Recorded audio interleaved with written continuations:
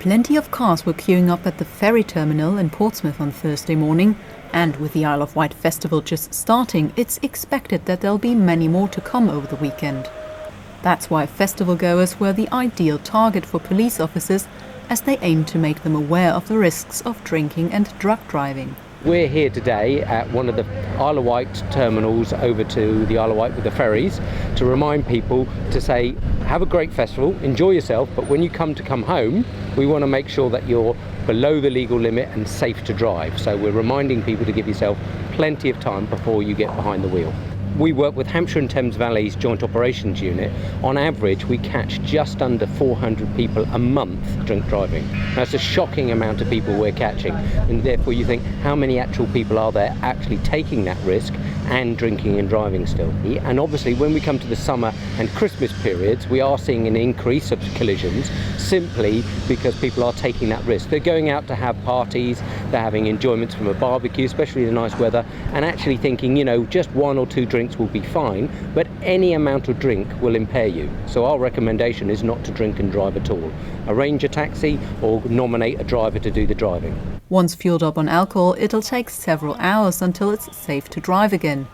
So for example, a bottle of wine can take up to 13 hours to process through your system before you're safe to drive. So for example, if you stop drinking at 11 o'clock at night, you're not going to be really safe to drive till 12 o'clock the next day. So we just want to make sure that people are aware of that before they drive home after the festival. Okay, so cool. A little piece of paper for you. Thank you. All right, thank you very much. Brilliant, thank you. And just a quick question. So did you know that it takes 13 hours to get the bottle of wine out of your system? I knew that it took quite a while, but I have to admit I didn't realise it took 13 hours, so it's good to know. We're not driving back until the end of Monday, so we'll be fine by that point. Police might also run drug tests on drivers, and getting caught whilst driving under the influence can have serious consequences, including fines of over £1,000, a mandatory minimum of a 12 months disqualification, and a criminal record. As of March 2015, the police had a new power where we could do roadside drug testing with people, and that allows us to test for one of the 8 illegal drugs, and all we have to do is prove a trace amount of one of those drugs in your systems.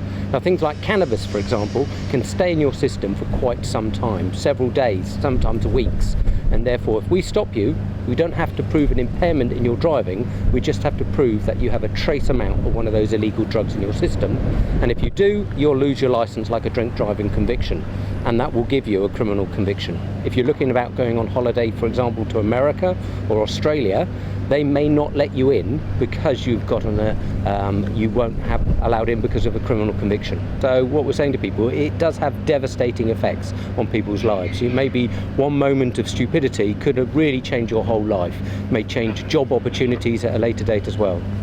The safest way to stay out of trouble is to completely avoid drink or drug driving.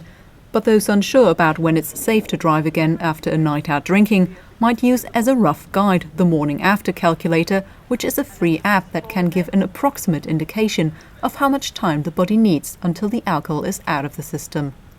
We're trying to engage with people, warn them about the risks before they do take that risk, but then later on, when they are coming back, we will have much more policing going on. We will be stopping people. We've got a lot of police over on the Isle of Wight as well. We'll have police out doing operations on this side, on the mainland, and anybody that we suspect drinking and driving, committing a road traffic offence or involved in a collision will be breathalyzed. Nicole Ris, for That's TV.